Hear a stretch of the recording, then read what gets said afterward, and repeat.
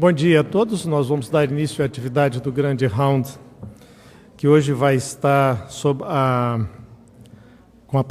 vai contar com a participação dos serviços de pneumologia e cirurgia torácica aqui do Hospital de Clínicas.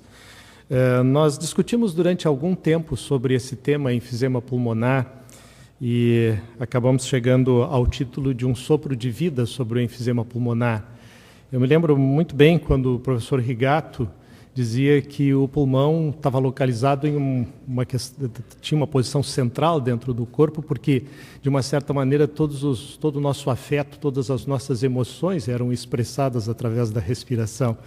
E isso, de uma certa maneira, inspirou esse tema, um sopro de vida sobre o enfisema pulmonar, que eu acho que com muita propriedade os nossos professores, o professor Sérgio Pinto Ribeiro, que é professor do Serviço de Pneumologia do Hospital de Clínicas e da URGS, o professor Hugo Goulart de Oliveira, que é professor do Serviço de Pneumologia do Hospital de Clínicas e da URGS, e o professor Maurício Saursi, que é professor do Serviço de Cirurgia Torácica do Hospital de Clínicas e da URGS. Eles vão abordar essa questão. Eu já tive a oportunidade de ter uma prévia desses assuntos e dos visuais que vão ser utilizados no mostrar como se chega a esses objetivos. Eu acho que vocês vão desfrutar de momentos muito interessantes aqui com a participação desses três professores. Vamos começar, então, com o padrão molecular do enfisema pulmonar, professor Sérgio Pinto Ribeiro.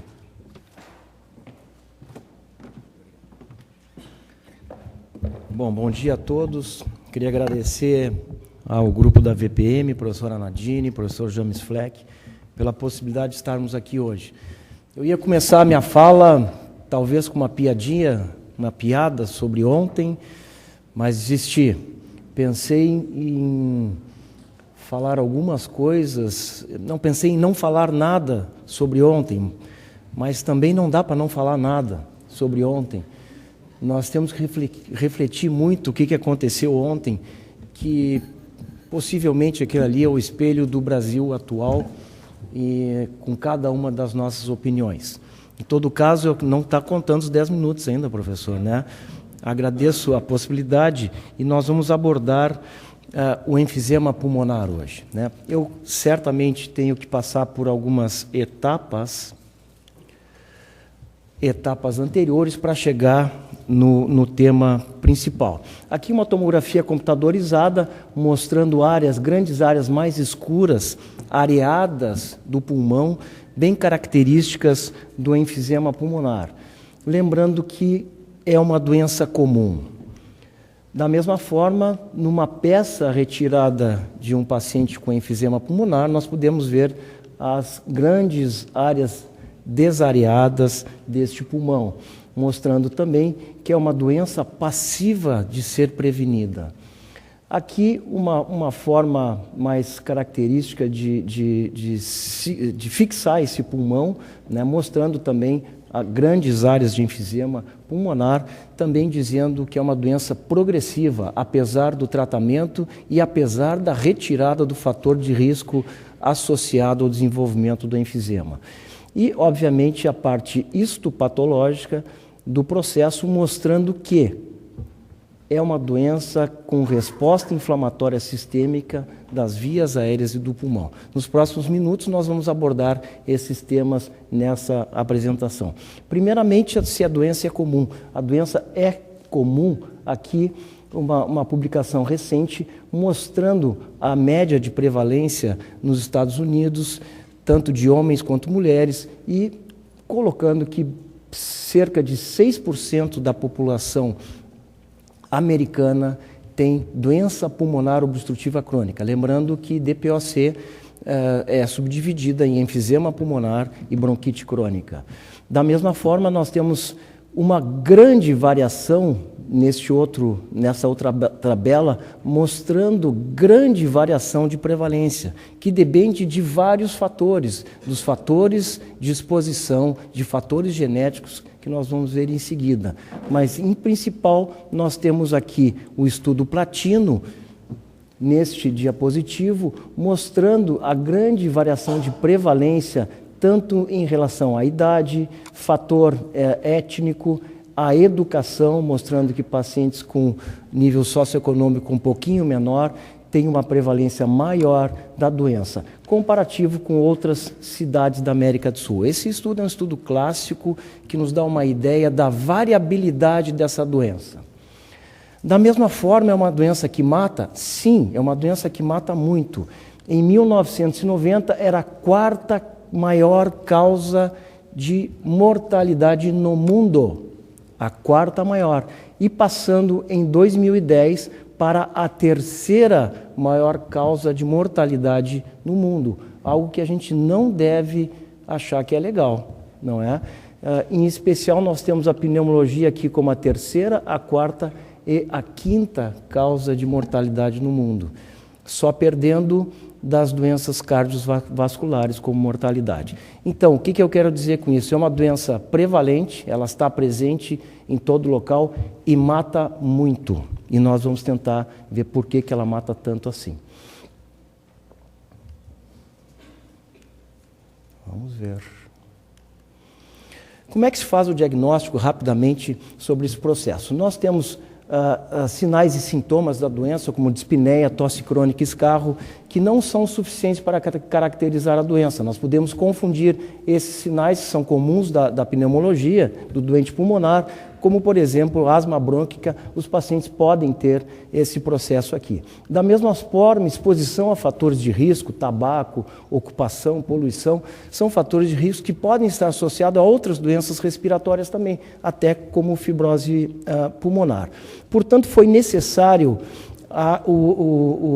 acrescentar a espirometria como uma forma fisiológica de mostrar que aquele paciente tinha algum processo. Então, para o diagnóstico de doença pulmonar obstrutiva crônica, nós necessitamos destes 3 fatores para ter uma possibilidade maior de acertar no diagnóstico.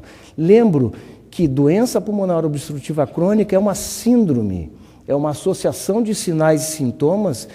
E isso, o que eu quero dizer com isso? Quero dizer que toda síndrome nós temos dificuldade de acertar o diagnóstico com precisão na maioria das vezes. Portanto, é importante ter esse conceito de síndrome antes de qualquer coisa.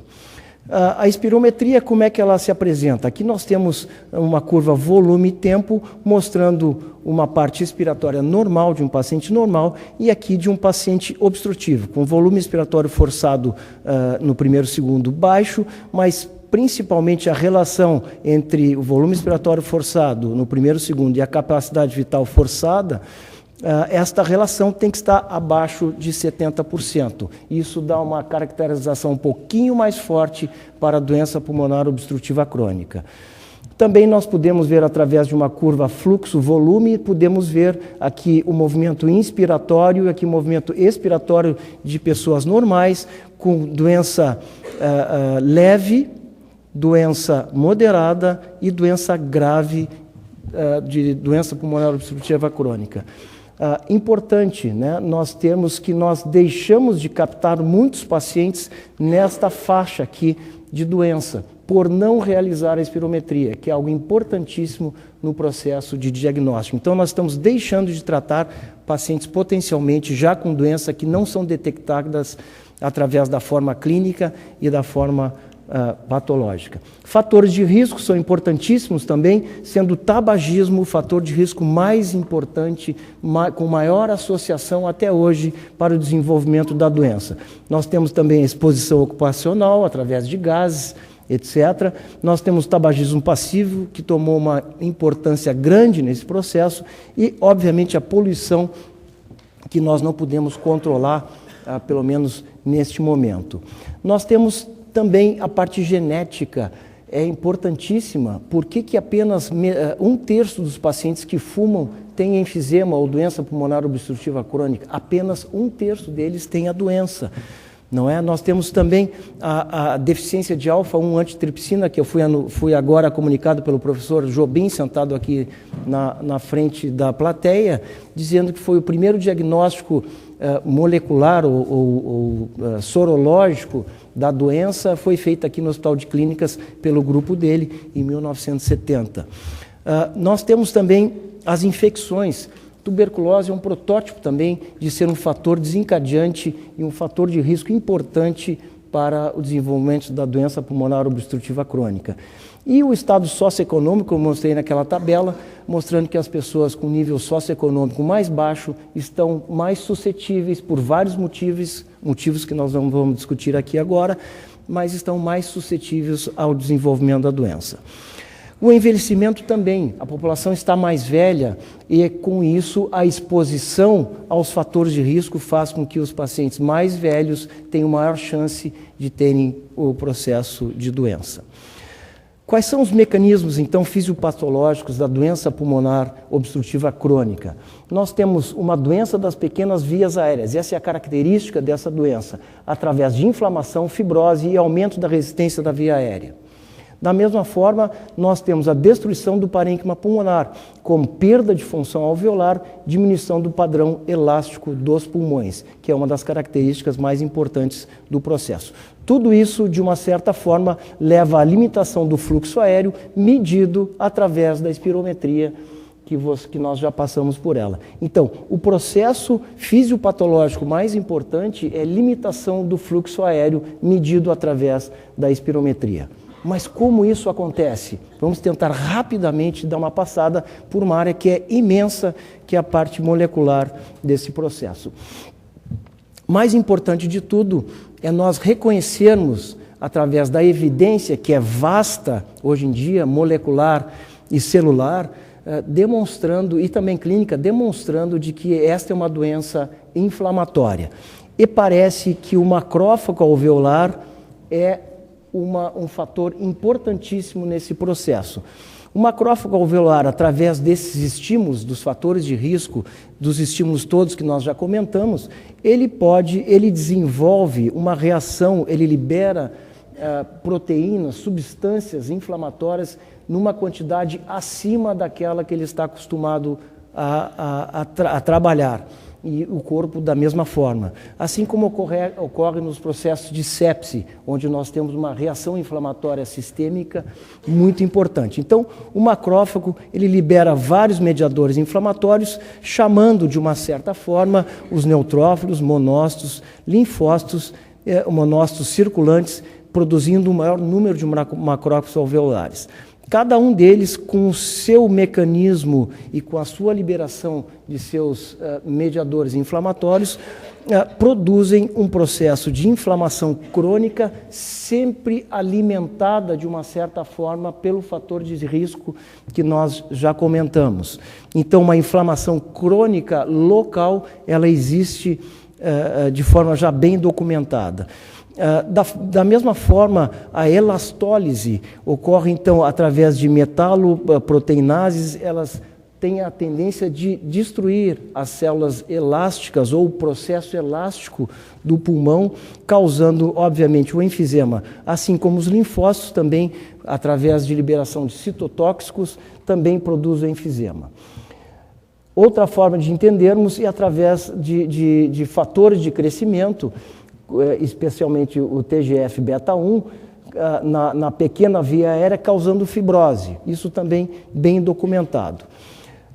O macrófago, no momento que ele está preocupado em liberar tanta outra coisa, ele esquece de sua função, que talvez seja a primordial de todas, que é a fagocidose, fazendo com que a fagocidose... Opa! Apertei no lugar errado aqui, para variar.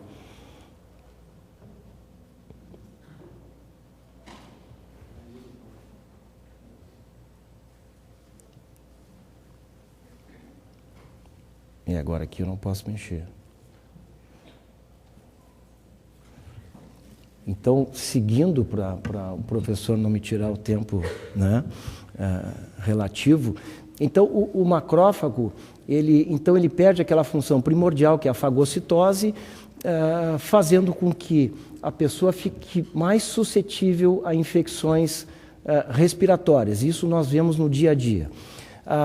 Também o estresse oxidativo é um processo importantíssimo nessa área, que nós temos também mais um diapositivo mostrando o processo oxidativo, que seria o micromundo de toda essa função.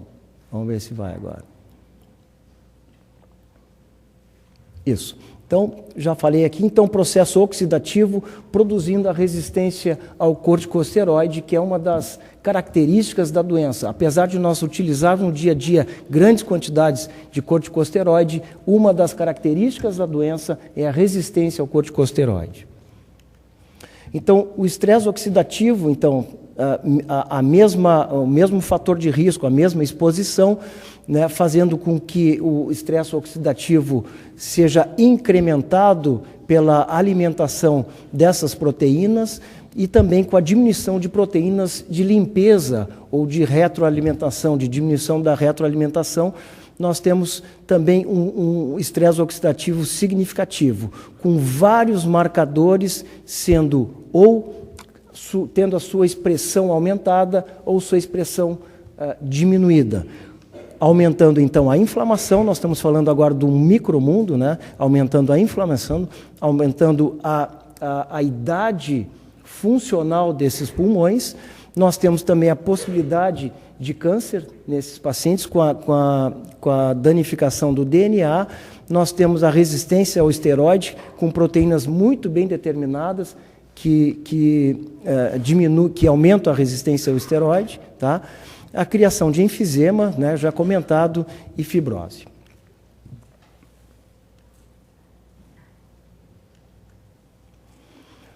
Bom, mas como é que isso se expressa no corpo inteiro?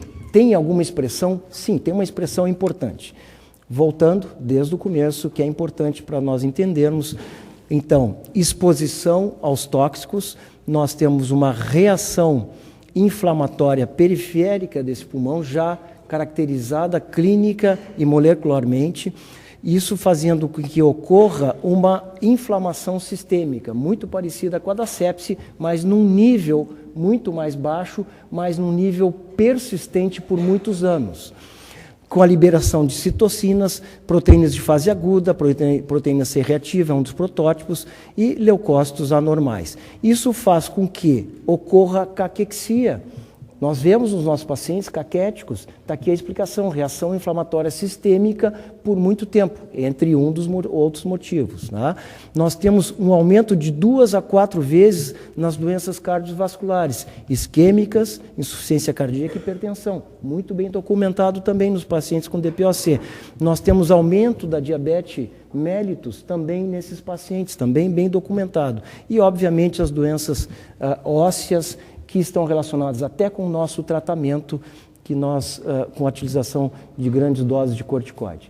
Então, gente, a doença é sistêmica e crônica, que fica muitos anos nos atrapalhando, diferente da sepse, que é um processo agudo e com resultados até positivos ou negativos muito rápidos. Aqui nós estamos falando de anos de evolução com processo inflamatório crônico.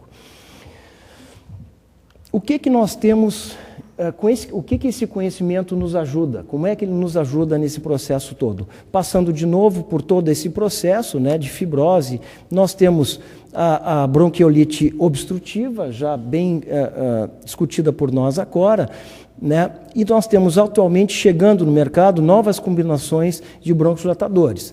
Mas aí vem a crítica. Será que nós conseguimos broncodilatar mais do que já está? Difícil que isso aconteça, muito difícil. As estatinas para tratar a inflamação sistêmica, estudos recentes foram muito desapontadores neste aspecto, então nós temos que seguir numa outra linha. A hipersecreção de mucolíticos também, N-acetilcisteína é uma droga conhecida de todos nós, funciona muito bem in vitro, mas in vivo nós temos muita dificuldade de diminuir essa hipersecreção. Estudos mais recentes foram negativos. Eu acho que ano passado o outro teve estudo positivo e agora negativo. E o professor Hugo acho que vai falar alguma coisa da regeneração pulmonar através de estudos com células-tronco. Importante é nós pensarmos em diminuir o uso de tabaco ou retirar os fatores de risco. Nesse contexto, nós temos os cigarros eletrônicos, que também estão numa fase muito polêmica de sua utilidade ou não, mas vacinas contra a nicotina e sprays anti-nicotina também estão chegando ao mercado mas também com resultados muito discretos, né? Antioxidantes, já comentamos alguma coisa, mas nós podemos, vários estudos estão aparecendo de uma certa forma aí para tentar ajudar nesse contexto e com o conhecimento da biologia molecular. Como 2 exemplos, eu queria citar aqui, né, para a resistência ao corticosteroide, algo importantíssimo, né? Se eu tenho inflamação sistêmica, por que não usar corticoide? Não é? Essa sempre foi a nossa pergunta na sepse e em outras áreas. Mas aqui também nós detectamos, então, que há uma resistência ao esteroide. E agora está saindo um estudo com baixas doses de teofilina, que eu não vou entrar no mecanismo pelo qual ela funciona, mas ela principalmente, ela parece que os resultados estão sendo muito interessantes. Da mesma forma, agentes antibióticos, né, nós estamos usando azitromicina em doses baixas, com resultados muito interessantes também e muito bem explicado através da biologia molecular. Então, pessoal, nós temos várias possibilidades de tratamento que foram discutidas aqui agora, em termos farmacológicos, mas o importante é vermos o que a gente está fazendo agora. Existe muita possibilidade de uma revolução, né, de melhorar a respiração desses pacientes. Nós temos a reabilitação pulmonar, que não vai ser discutida aqui hoje, mas é algo que se mostrou já que diminui a mortalidade e morbidade desses pacientes. É muito importante e isso merece um grand round específico. Nós vamos falar sobre as válvulas endobrônquias e, obviamente, a cirurgia redutora. Mas, talvez o mais importante seja nós tentarmos, de alguma forma, diminuir os fatores de risco. Muito obrigado.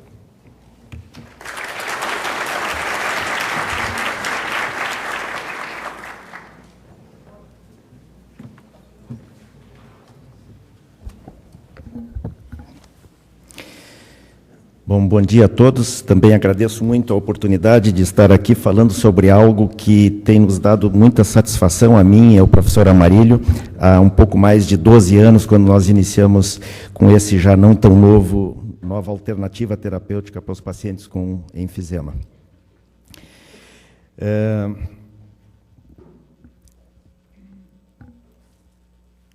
Eu devo colocar os meus conflitos de interesse. Nós temos tido participação em cursos e tenho recebido apoio também em congressos nos últimos anos.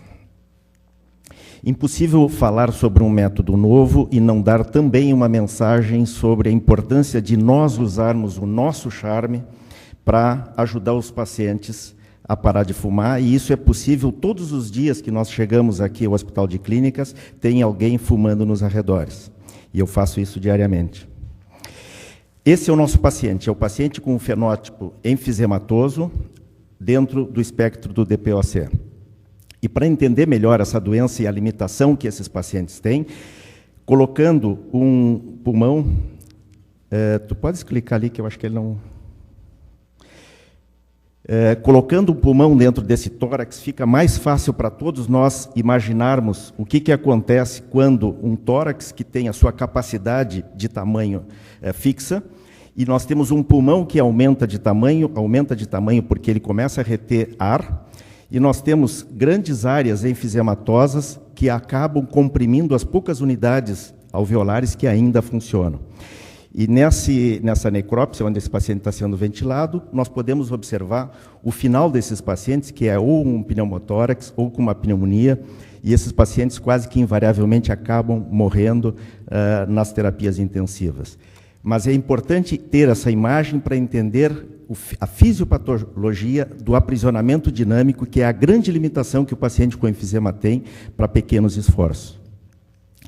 E há muito tempo nós já sabemos dessa desproporção entre o pulmão e a caixa torácica, e que a solução é a redução de tamanho desse pulmão com a remoção de áreas muito doentes.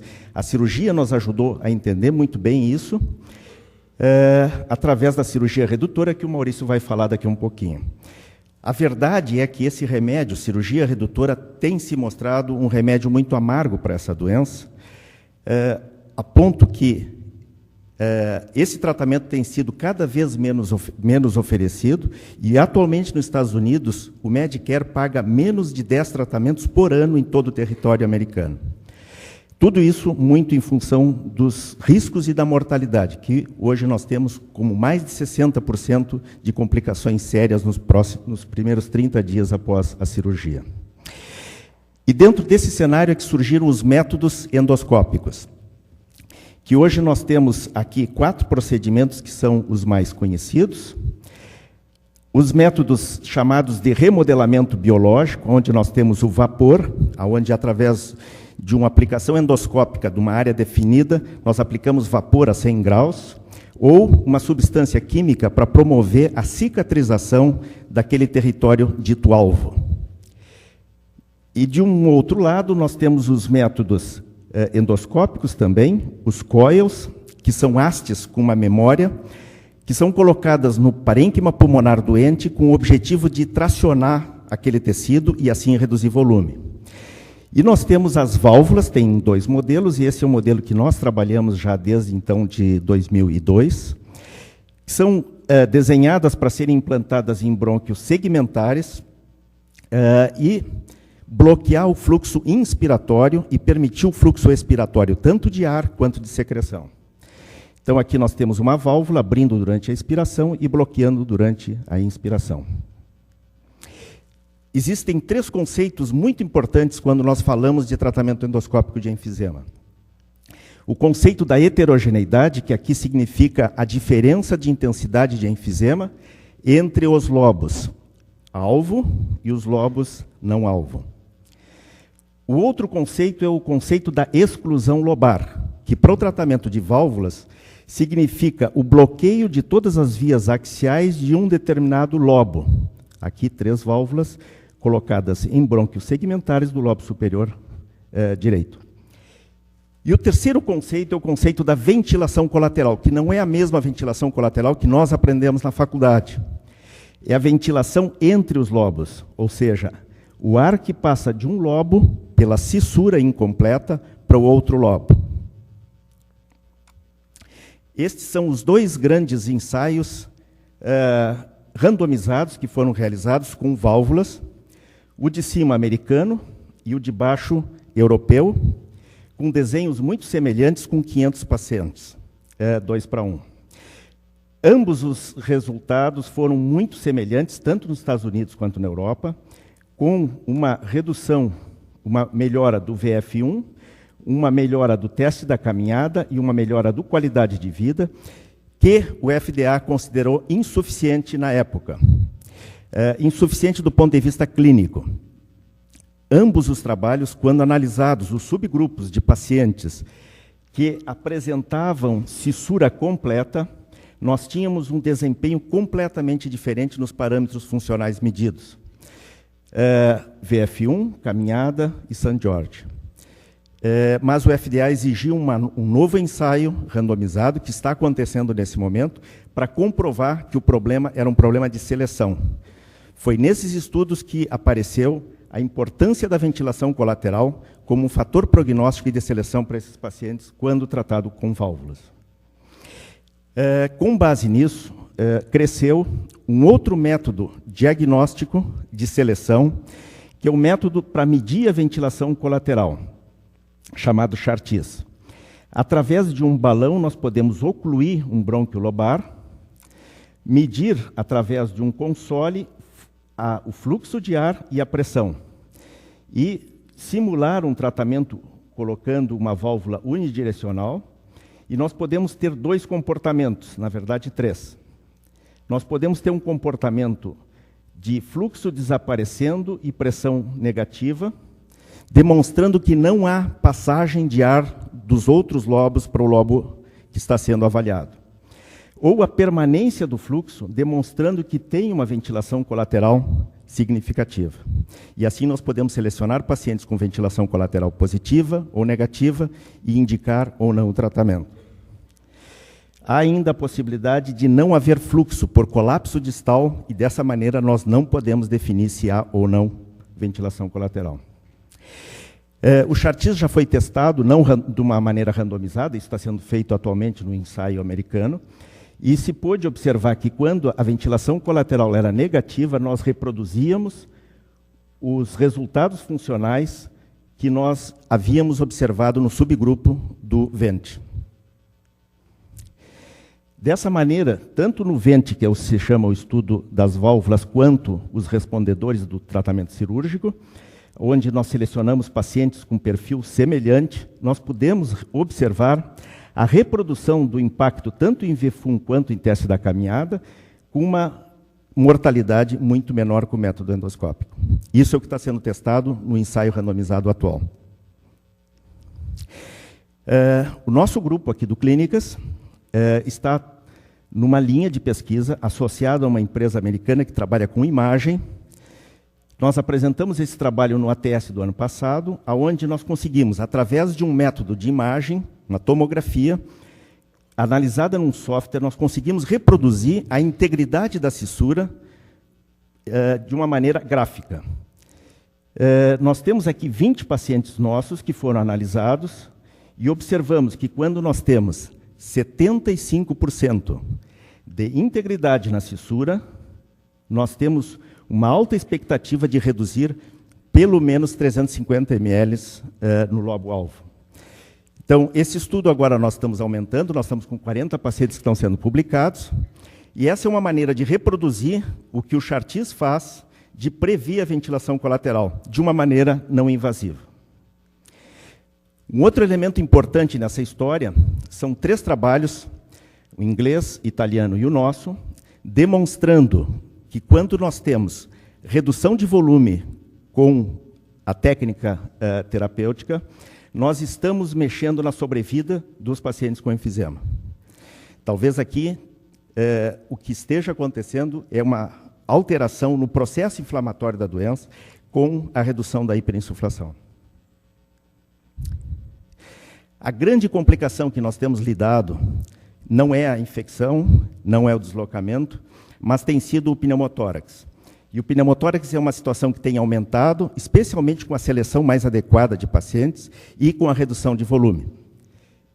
Esse é um trabalho que nós tivemos a oportunidade de participar e que hoje eu recebi a publicação, que já saiu no Respiration, onde nós temos aqui um guideline para o manejo do paciente com pneumotórax após o procedimento. Na nossa experiência, o pneumotórax tem acontecido em até 15% dos nossos tratamentos.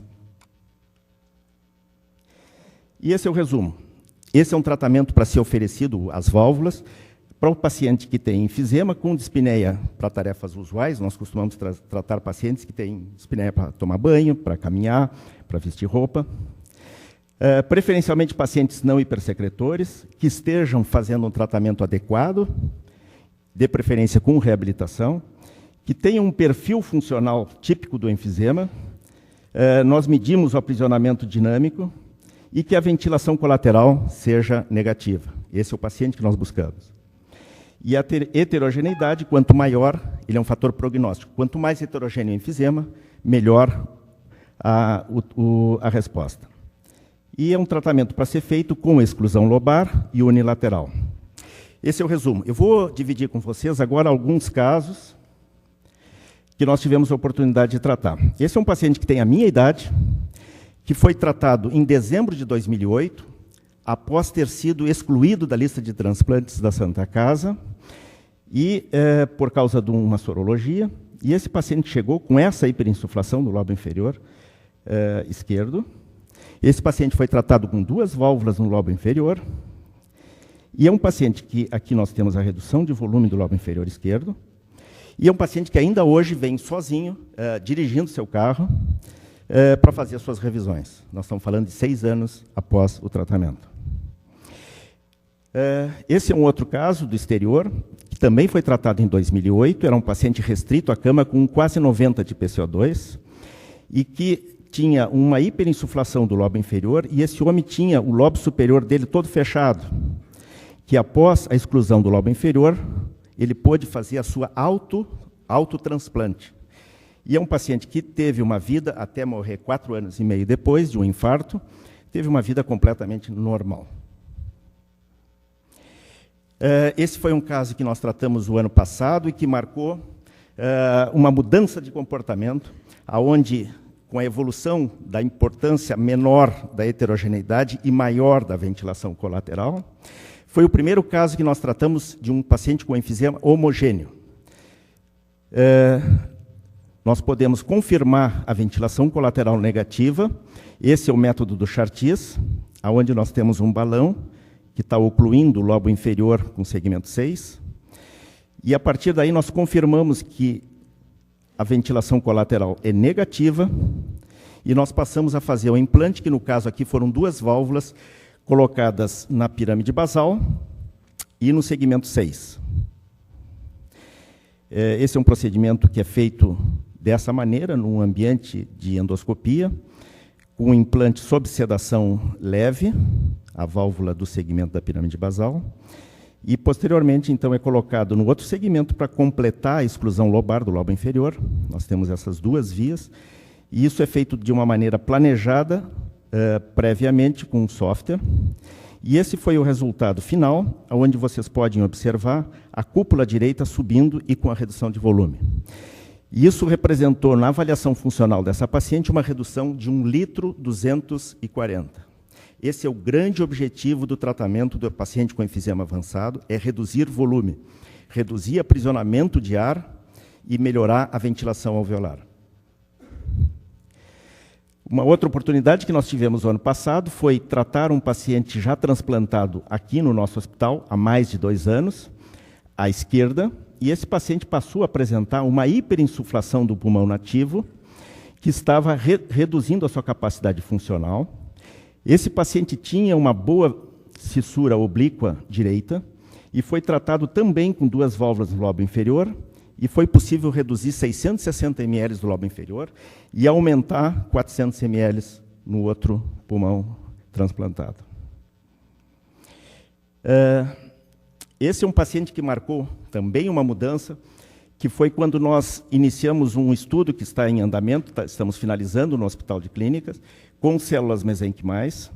É um paciente de 55 anos e que havia sido recusado no grupo de transplante por uma situação clínica muito grave. Esse paciente tinha o lobo superior direito ocupando todo o hemitórax e o lobo médio e o lobo inferior estavam colapsados aqui. 410 ml, 10% de VF1. Pelo software nós podemos medir aqui, 5 litros e 600 era o lobo superior e o lobo médio e o lobo inferior estavam completamente fechados. E essa foi a situação que o paciente saiu do hospital o ano passado. E finalizo com o último caso, que é uma situação que exemplifica muito bem a perspectiva que nós podemos ter com um método endoscópico com válvulas. Como consultor do serviço de pneumologia, eu fui chamado no CTI, agora em meados de junho, com 2 situações clínicas. 2 pacientes com idades semelhantes, com DPOC avançado. Esta paciente em lista de transplante, sob ventilação mecânica não invasiva e muito crítica. A outra paciente tinha sido recusada no grupo de transplante por causa de um teste cardiológico, com uma função muito ruim em 2012, não tinha exames mais recentes, e essa paciente tinha chegado ao hospital na sua 3ª internação desse ano, sem complicação infecciosa, em parada, na emergência, foi reanimada depois de 8 minutos. Essa paciente estava completamente sedada, curarizada, com PCO2 em 114. A consultoria era, obviamente, para discutir a terminalidade que a família já havia aceito. Essa é uma situação que nós não temos como atuar com válvulas, obviamente com ventilação muito positiva, e esse era o perfil, esse era o raio-x da paciente da direita, onde nós podemos imaginar uma grande hiperinsuflação do lobo superior e aparente parênquima pulmonar na base. Recuperando uma tomografia do ano passado, eu queria uma atenção especial, podemos observar nesses cortes que nós temos um lobo superior muito doente, um lobo inferior mais preservado. E em todos os cortes nós conseguimos enxergar a cissura. A outra coisa interessante dessa paciente é que ela tinha pouco espessamento de paredes brônquicas, mostrando um componente bronquítico pequeno. Essa é uma situação de um paciente ideal para o tratamento, apesar da situação crítica que essa paciente se encontrava. A tomografia que havia sido feita o ano passado foi recuperada e nós analisamos ela no nosso software Vida. E aqui uma representação da integridade que era de 96% da fissura e a diferença de doença entre o lobo superior esquerdo, 65%, contra 7% de destruição do lobo inferior. Esse software permite também que nós possamos fazer uma navegação virtual e possamos estudar a anatomia dessa paciente para saber quão é possível colocar válvulas, qual válvula em qual segmento. Com base nessa avaliação, foi possível definir que com 2 válvulas nós poderíamos excluir o lobo superior esquerdo.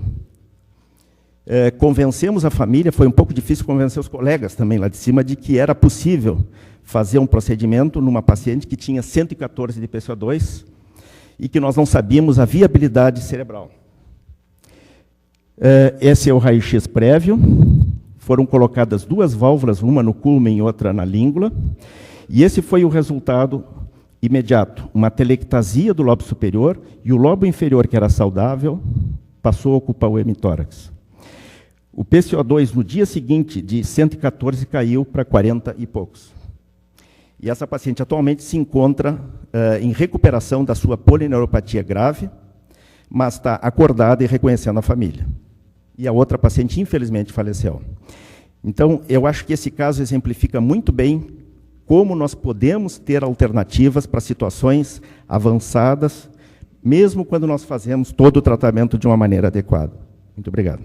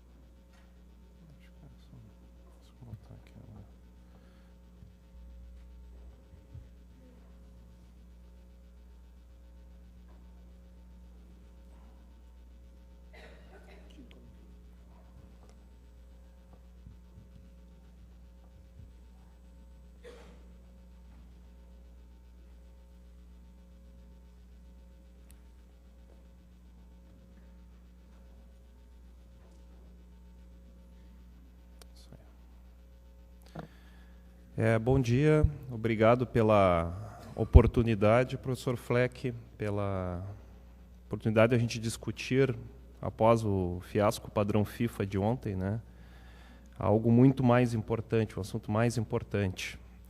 Eu vou falar sobre a análise crítica da cirurgia redutora de volume pulmonar, e a minha apresentação vai ser baseada principalmente nos resultados do NET Trial.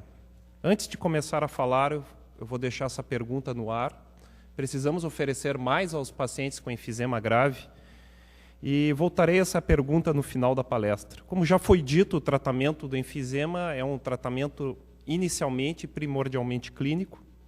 E nos casos mais avançados, o transplante pulmonar ele é uma opção viável. Porém, as comorbidades dos pacientes com enfisema, e principalmente o número de doadores, que atualmente ele é insuficiente, isso aqui são dados da BTO no Brasil, em relação ao número de pacientes, né, em lista, leva à busca, então, de alternativas de paliação desses sintomas, dessa doença. Uma das opções é a cirurgia redutora. A cirurgia redutora ela pode funcionar como ponte para transplante ou também como uma terapia definitiva. Essa cirurgia ela surgiu em 1957, esse médico o nome dele é Otto Brantingham, e a técnica ela era realizada, diferente de hoje, por uma toracotomia unilateral, que consistia em ressecar as áreas menos funcionantes periféricas do pulmão.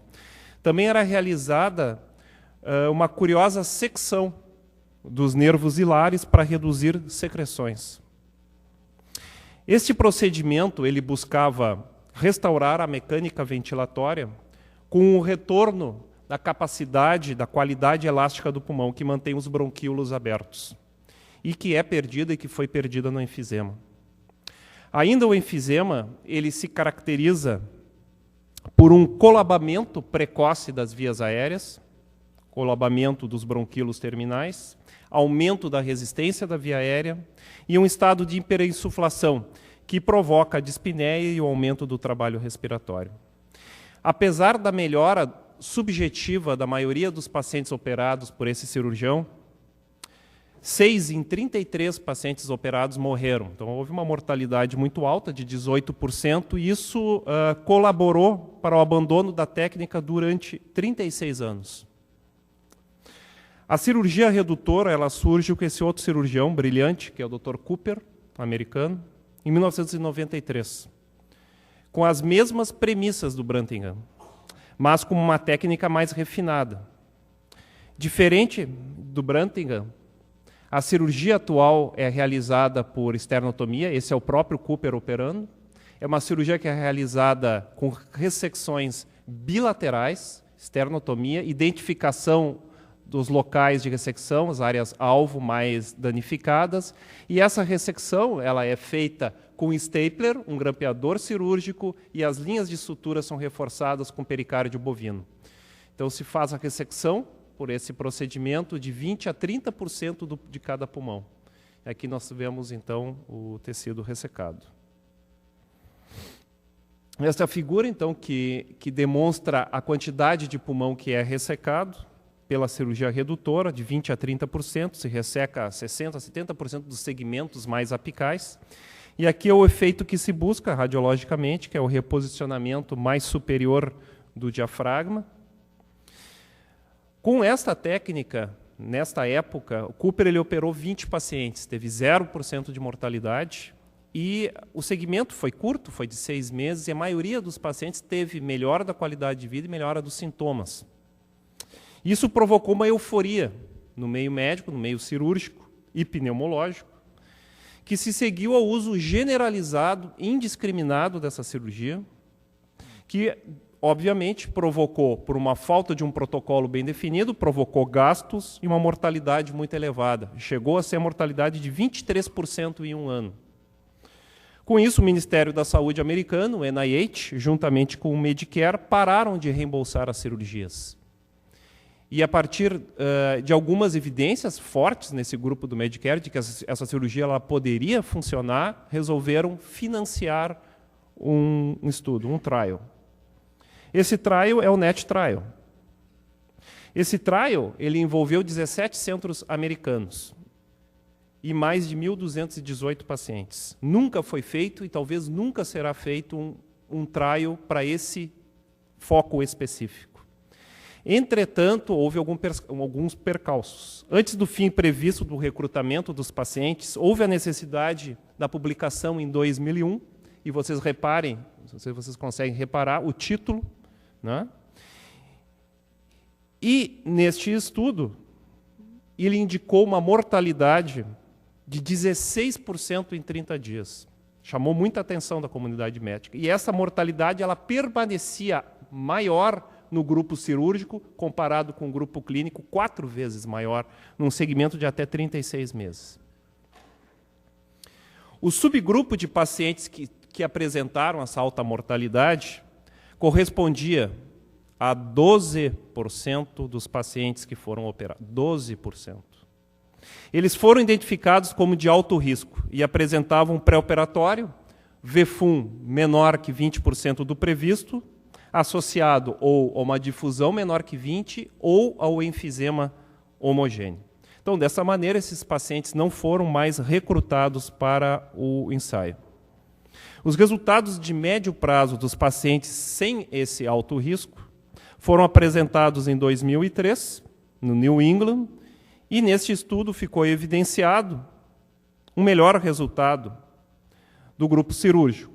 O subgrupo formado por pacientes com enfisema predominante no lobo superior em relação àqueles que apresentavam outras características de enfisema. Neste grupo estavam misturados pacientes com gravidade de enfisema, intensidade de enfisema diferentes. Eles tinham predominância do enfisema no lobo superior, mas alguns tinham enfisema heterogêneo, teoricamente menos intenso, e o homogêneo. Mesmo assim, esse estudo mostrou resultados superiores da cirurgia em relação à qualidade de vida e à sobrevida, que a figura demonstra uma menor probabilidade de morte no grupo cirúrgico, um segmento médio de 29 meses e teve alguns pacientes até 60 meses. Esse grupo cirúrgico mostrou uma mortalidade pós-operatória de 5%. Em 2006, os resultados de longo prazo do NET, com um segmento de mais de 4 anos, foram publicados, e o que confirmaram os resultados anteriores, ou seja, resultados superiores da cirurgia em relação ao tratamento clínico máximo, com reabilitação pulmonar e todo o pacote. Principalmente, claro, esses resultados para aquele grupo de pacientes com enfisema predominante no lobo superior. Ainda em 2010, um estudo independente desse cirurgião, Cooper, foi realizado pelo próprio Cooper e recupera uma hipótese inicial do estudo NET. E nessa hipótese, o Cooper analisou nesse estudo essa hipótese inicial do NET. Na análise, o Cooper retirou do grupo original de enfisema predominante de lobo superior os pacientes que apresentavam enfisema homogêneo. Então, ele analisou simplesmente os pacientes com enfisema predominante no lobo superior e heterogêneo, mantendo, então, fora desse grupo os pacientes com enfisema homogêneo.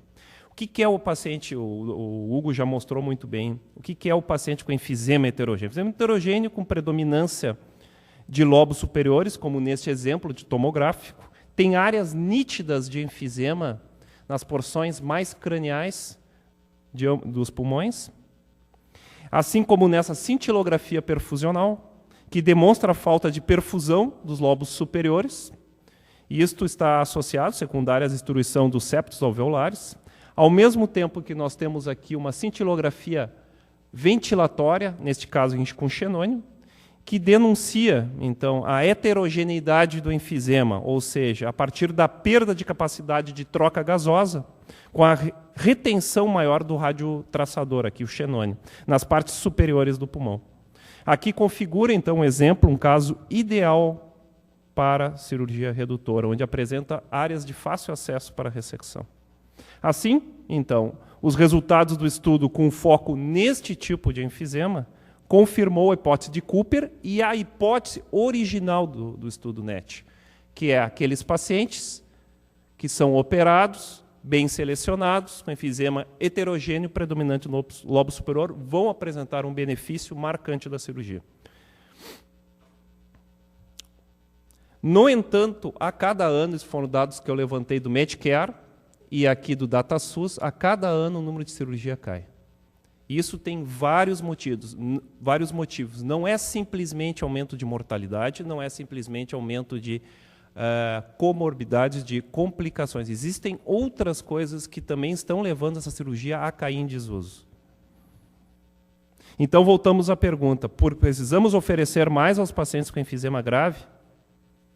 Respondendo, mesmo que a cirurgia redutora possa trazer aumento de sobrevida para aqueles pacientes com hiperinsuflação, com enfisema predominante do lobo superior heterogêneo, apenas 10 a 15% dos pacientes podem se candidatar à cirurgia. Então, a cirurgia é realmente para um número bastante restrito, muito bem selecionado de pacientes sem comorbidades importantes, que passam por um programa de reabilitação durante 6 semanas. E, a partir dessas 6 semanas, eles são reavaliados e essa quantidade de pacientes é muito pequena. Nós temos que ter uma conduta conservadora para indicar cirurgia para esses pacientes.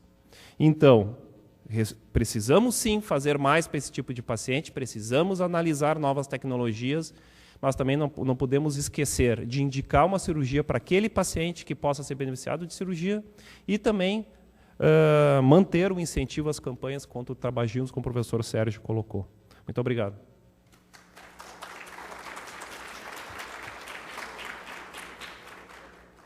Posso deixar o Platão aqui para nos guiar?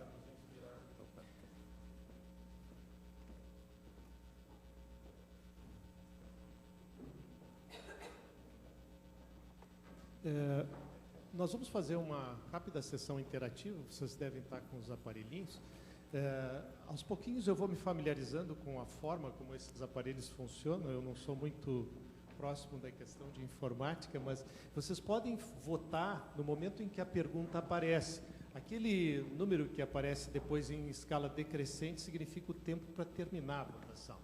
Eu pedi para o Maurício ler a questão. Quais são as características clínicas pré-operatórias mais associadas a um bom resultado, a um provável resultado da cirurgia redutora de volume? Primeira opção, número 1, enfisema homogêneo predominante em lobos superiores. 2, enfisema heterogêneo predominante em lobos superiores. 3, enfisema homogêneo predominante em lobos inferiores e enfisema heterogêneo predominante nos lobos inferiores. Fácil.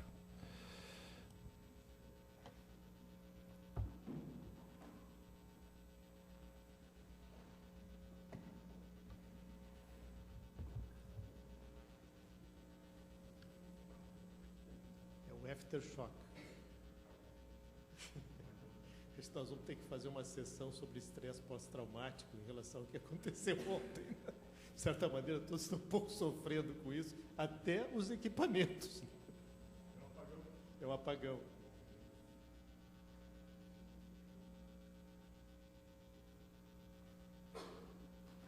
Podem votar, por favor?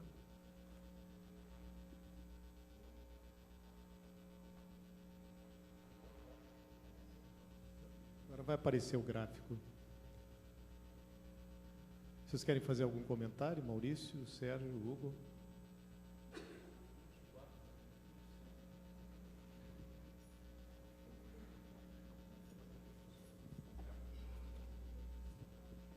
É interessante a resposta de 24% que colocaram enfisema homogêneo predominante dos lobos superiores. É uma pergunta...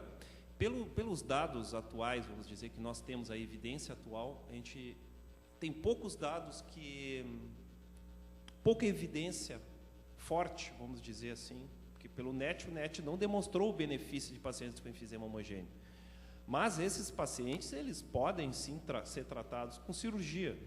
Esses pacientes eles podem ser tratados, como o Hugo colocou, podem ser tratados unilateral. Pode ser tratados apenas, como eu não coloquei, não dá tempo para colocar, mas essa cirurgia pode ser feita por vídeo, né, com staplers endoscópicos, é uma cirurgia com 3 incisões de 1 centímetro.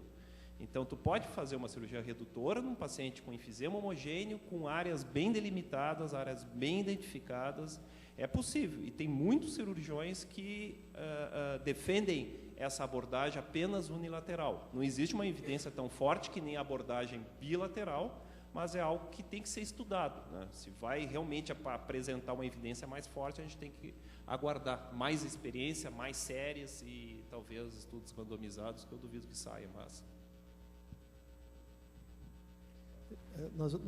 Tem mais uma questão? Tem? Então vamos lá. Próxima questão, por favor. Quer ler, Sérgio? Precisa de óculos? Para o diagnóstico da doença pulmonar obstrutiva crônica, enfisema pulmonar bronquite crônica, é necessário que haja apenas sinais e sintomas característicos da doença. Essa é a questão para passar, hein? Apenas espirometria característica de obstrução brônquica, exposição a fatores de riscos, sinais e sintomas característicos e espirometria compatíveis com a doença, apenas exposição a fatores de risco.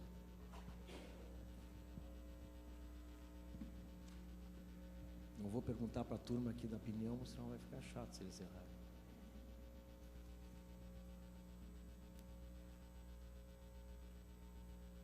Eu acho que foi uma pergunta muito fácil, né, professor? Muito fácil, com 97% de acerto. Eu acho que foi muito bem apresentado o conteúdo antes. Eu acho que como foi muito bem ensinado, eles acertaram. Hugo, Vamos ver se tu vai ter o mesmo sucesso. Com base no conhecimento atual, o paciente ideal para o tratamento com válvulas endobrônquicas unidirecionais é o paciente com enfisema pulmonar avançado, com dispneia para tarefas usuais, sob tratamento pleno e com doença de distribuição homogênea, com ventilação colateral interlobar positiva. Com doença de distribuição heterogênea, independente da ventilação colateral. 3. Com cissuras completas e distribuição heterogênea, que não apresente bronquiectasias, independente da distribuição do enfisema ou da integridade das cissuras. Basta lembrar do paciente que a gente atendeu na UTI.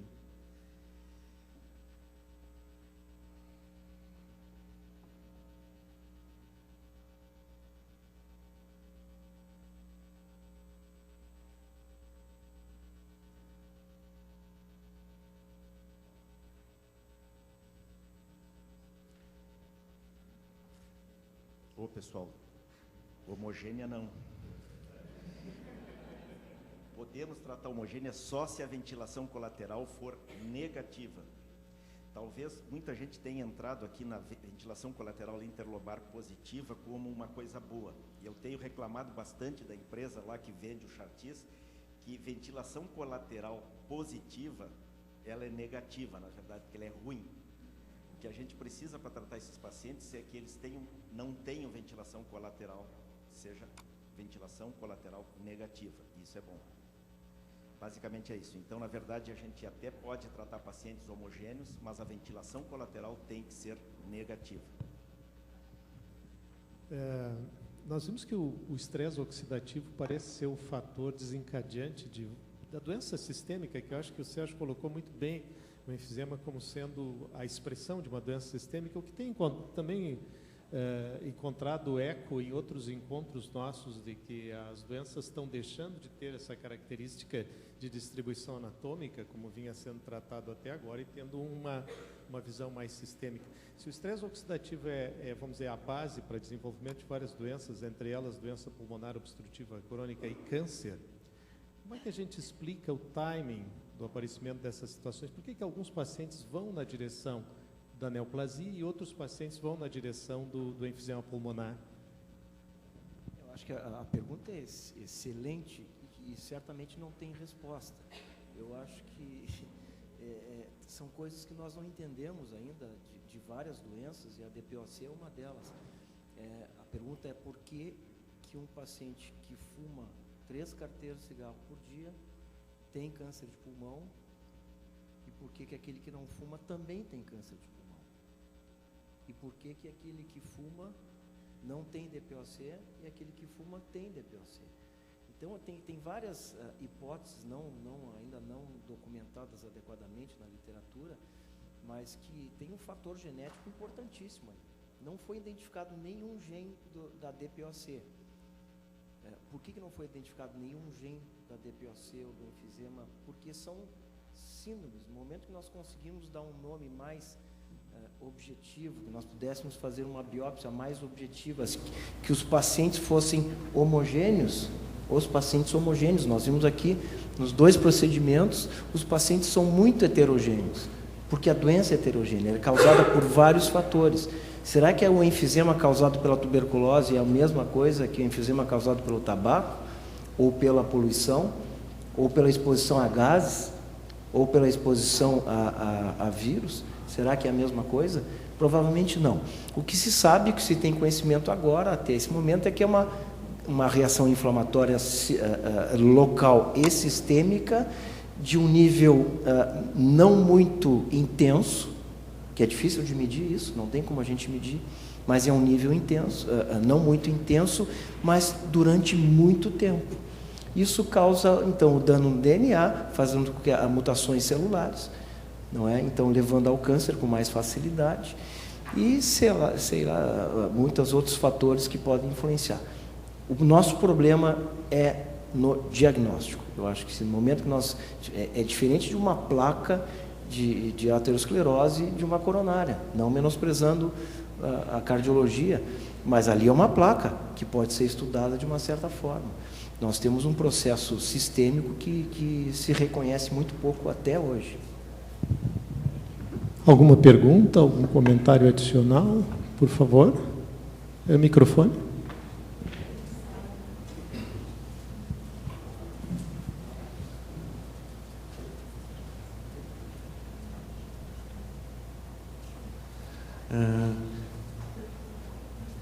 Eu sou aluno de fisioterapia, aí gostaria de saber se o clima ele entra como fator de risco na EDPOC. Não que se saiba, né? Nós sabemos que as mudanças climáticas abruptas que nós temos aqui no Rio Grande do Sul em especial, ela influencia naquele paciente que já tem um processo alérgico, como é característico da asma brônquica. Tá? O que acontece depois que o paciente se torna um DPOC, um enfisematoso? Ele passa a ser um paciente alérgico e aí sim as mudanças climáticas propiciam as exacerbações da doença. Não que essas mudanças climáticas causem o problema. Então, se eu entendi a pergunta, é se isso causava o problema. Não nos parece, pelo menos não está documentado que mudança climática cause a doença, mas sim pode exacerbar algo que já está presente. Bom, eu queria agradecer a presença dos 3 professores e o interesse que vocês demonstraram, mesmo depois do estresse pós-traumático, né? E também enfatizar que, de uma certa maneira, todos acertaram, a grande maioria acertou as respostas, né? Prestaram atenção e acho que as apresentações foram muito ilustrativas também. Obrigado a todos, até a próxima sessão, na próxima quarta-feira.